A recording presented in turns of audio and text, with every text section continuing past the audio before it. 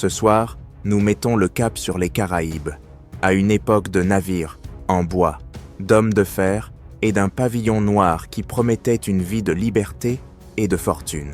Nous allons parler de l'âge d'or de la piraterie. Vous connaissez déjà la légende Jack Sparrow. Barbe noire, des trésors enfouis marqués d'un X, des bouteilles de rhum, des chants de marins et une vie d'aventure sans fin sur la mer bleue. Le pirate est le rebelle ultime, l'anarchiste romantique qui crache au visage de la société, vit selon ses propres règles et meurt dans un éclat de gloire. C'est un fantasme enivrant, et comme tous les bons fantasmes, il est construit sur une montagne de demi-vérités et de mensonges bien pratiques. Parce que la vraie vie d'un pirate n'était pas une aventure Disney. C'était, dans la plupart des cas, une carrière courte, brutale et profondément désagréable, qui se terminait non pas par un coffre rempli de doublons d'or, mais par une corde autour du cou, un boulet de canon dans la poitrine, ou plus probablement, une mort lente et pathétique due à la maladie et à la malnutrition. Ce soir, nous montons à bord d'un vrai bateau pirate. Nous allons sentir la puanteur de la cale, goûter la nourriture infestée de charançons, et comprendre pourquoi pour la plupart de ces hommes, la liberté n'était qu'un autre nom pour une condamnation à mort qui durait, en moyenne, environ 2 ans. Alors oubliez les cartes au trésor. La véritable histoire de la piraterie est bien plus sale et beaucoup moins amusante. Qui devenait pirate et pourquoi? Ce n'étaient pas des aventuriers idéalistes. La grande majorité étaient des hommes désespérés fuyant quelque chose. Et ce quelque chose, c'était la vie d'un marin ordinaire dans la marine marchande ou la Royal Navy. Imaginez que vous êtes un jeune marin sur un navire marchand anglais au début du XVIIIe siècle. Votre vie est un enfer flottant. Le navire est surpeuplé et insalubre. Vous dormez dans un hamac exigu, dans un espace sans ventilation. La nourriture est une monotonie de biscuits, dure comme de la pierre, souvent partagée avec des charançons, et de la viande salée et si coriace que vous pourriez l'utiliser pour réparer la coque. Le travail est épuisant et dangereux.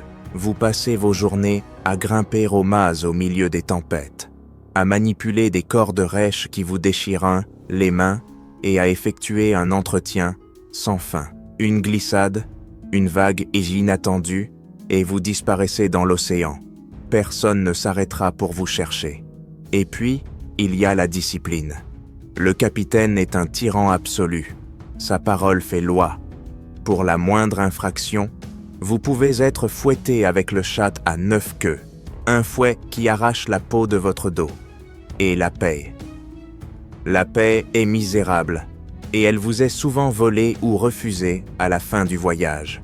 Vous êtes, à toutes fins utiles, un esclave salarié. Ou pire, vous pourriez être pressé, enrôlé de force, au service de la Royal Navy. Un jour, vous êtes dans une taverne, et le lendemain, vous vous réveillez avec un mal de tête monumental dans la cale d'un navire de guerre, forcé de servir le roi pour une durée indéterminée.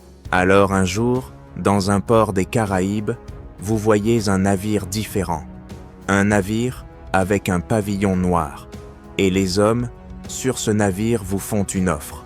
Ils ne vous offrent pas un salaire, ils vous offrent une part égale du butin. Ils vous offrent le droit de vote. Votez pour le capitaine, pour la prochaine destination, pour les règles du navire. Ils vous offrent une vie sans coup de fouet, sans tyrannie. Ils vous offrent la liberté. Pour un homme qui n'a connu que l'oppression, cette offre est irrésistible. Alors vous signez les articles du navire, le code des pirates et rejoignez la confrérie. Vous venez de vous échapper d'une prison flottante. Ce que vous ne savez pas, c'est que vous venez de monter à bord d'une autre. La vie sur un bateau pirate était, à bien des égards, une utopie radicale. C'était l'une des sociétés les plus démocratiques du monde à l'époque. Le capitaine n'était pas un dictateur. Il était élu, et pouvait être déposé par un simple vote si l'équipage n'était pas satisfait de sa direction. Son autorité n'était absolue que pendant la bataille. Pour toutes les autres questions, l'équipage avait le dernier mot. Le butin était réparti de manière étonnamment équitable. Un marin ordinaire recevait une part. Le capitaine, le quartier-maître et les autres officiers recevaient un peu plus, peut-être une part et demie, ou deux, mais rien comparé à l'écart de richesse abyssale sur un navire marchand. Les blessures étaient indemnisées. Perdre un œil ou une jambe au combat vous donnait droit à une part supplémentaire du butin, une sorte d'assurance invalidité primitive. C'était une société multiculturelle et souvent étonnamment intégrée. L'équipage d'un bateau pirate pouvait comprendre des Anglais, des Français, des Hollandais, des Africains libérés, des Amérindiens. Personne ne se souciait de vos origines tant que vous pouviez vous battre et suivre le code. Mais cette utopie démocratique flottait sur une mer de misère. Les navires pirates n'étaient pas de majestueux galions. C'étaient souvent de petits sloops rapides volés et réaménagés. Ils étaient surpeuplés, avec 80 ou 100 hommes, vivant dans un espace conçu pour 30. L'hygiène était inexistante. La puanteur de la cale, un mélange d'eau stagnante, d'ordures et de déchets humains, imprégnait chaque planche de bois. Les rats et les cafards étaient vos compagnons constants. Et la nourriture était, si possible, encore pire que dans la marine marchande. Les pirates n'avaient pas de route d'approvisionnement régulière. Ils mangeaient ce qu'ils pouvaient piller, et quand le butin était trop rare, c'était retour aux biscuits durs et à la viande salée. Les eaux douces étaient la ressource la plus précieuse, et elles croupissaient souvent dans les barils, devenant vertes et visqueuses. Et cela nous amène aux véritables tueurs de l'âge d'or de la piraterie. Ce n'étaient pas les canons de la Royal Navy, c'était une maladie lente, insidieuse et profondément désagréable, le scorbut. Lors d'un long voyage sans accès à des fruits et légumes frais, votre corps manque de vitamine C et les résultats sont horribles. Cela commence par une sensation de fatigue et de faiblesse. Puis vos gencives commencent à enfler et à saigner. Elles deviennent noires, spongieuses. Vos dents se déchaussent jusqu'à ce que vous puissiez les arracher avec vos doigts. D'anciennes cicatrices se rouvrent. Votre peau se couvre de bleu. Vous ressentez une douleur insupportable dans vos articulations. Et finalement, vous mourrez, soit d'une hémorragie interne, soit d'une infection secondaire. Ce n'est pas une mort de héros, c'est une mort pathétique où votre corps pince tombe lentement en morceaux au milieu de l'océan. Outre le scorbut, il y avait les maladies vénériennes qui sévissaient dans les bordels des ports pirates, et les fièvres tropicales comme le paludisme et la fièvre jaune, transmises par les moustiques sur les îles marécageuses où ils se cachènent. Votre corps était en guerre constante et il perdait souvent. L'image du pirate se battant dans un combat à l'épée épique est, pour la plupart, un mythe. Les pirates ne voulaient pas se battre.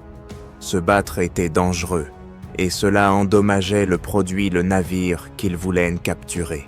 Leur tactique principale était la terreur. Ils hissaient le Jolly Roger, le pavillon noir avec la tête de mort et les tibias croisés.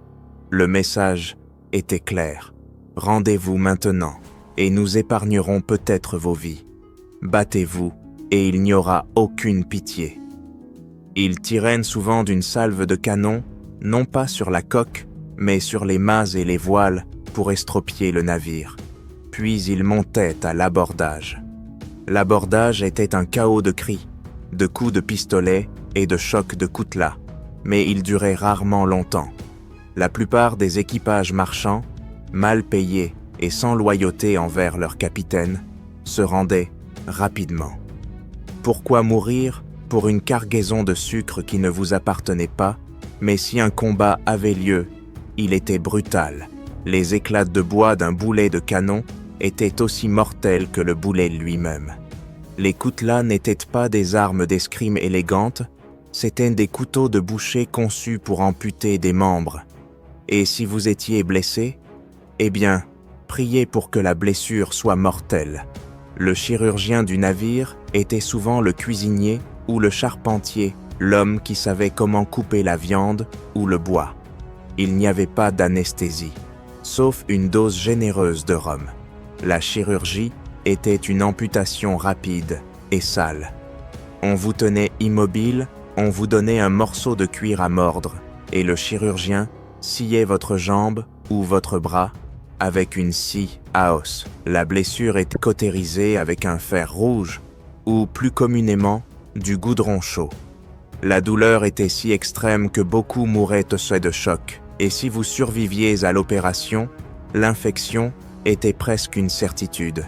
Dans un environnement aussi immonde, la gangrène était l'issue la plus probable. Et que se passait-il si vous réussissiez? Si vous capturiez un navire plein de trésors, le butin était emmené au port pirate le plus proche, comme Nassau.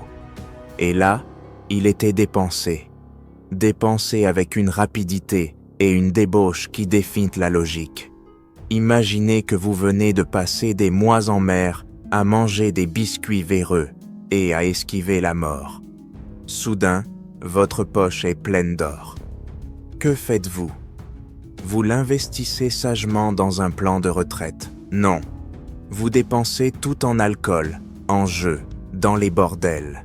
Pendant une semaine, vous vivez comme un roi et réussissez. Et puis, quand l'argent est épuisé, vous retournez en mer pour recommencer le cycle. L'idée du pirate prenant sa retraite sur une île tropicale avec son trésor est, pour la plupart, un fantasme. La plupart mouraient, avant d'en avoir l'occasion. Et ceux qui survivaient finissaient souvent pauvres, malades ou pendus.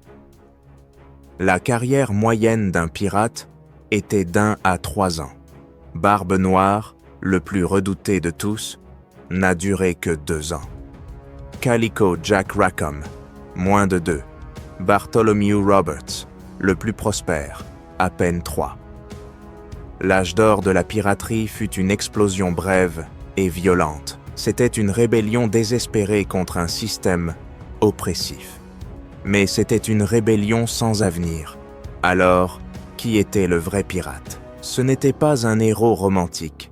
C'était un homme ordinaire poussé dans une vie désespérée par un monde injuste. Il a créé une société étonnamment démocratique sur son navire. Mais cette société flottait sur un océan de brutalité, de maladies et de morts quasi certaines. Il s'est battu pour la liberté, oui, mais la liberté qu'il a trouvée était souvent la liberté de mourir jeune. Son histoire n'est pas une aventure amusante, c'est une tragédie. C'est un rappel que derrière chaque mythe romantique, il y a généralement une réalité de souffrance humaine. Elle nous montre comment les gens, lorsqu'ils sont poussés à la limite, peuvent créer leurs propres règles, leur propre justice, même si ce nouveau monde est tout aussi dangereux que celui qu'ils ont quitté. La prochaine fois que vous verrez un drapeau pirate, ne pensez pas seulement au trésor et à l'aventure. Pensez au marin anonyme avec ses gencives saignant à cause du scorbut, son corps marqué par le fouet, qui a vu dans ce pavillon noir sa seule et désespérée chance d'être, même si ce n'est que pour un bref et terrible moment, un homme libre.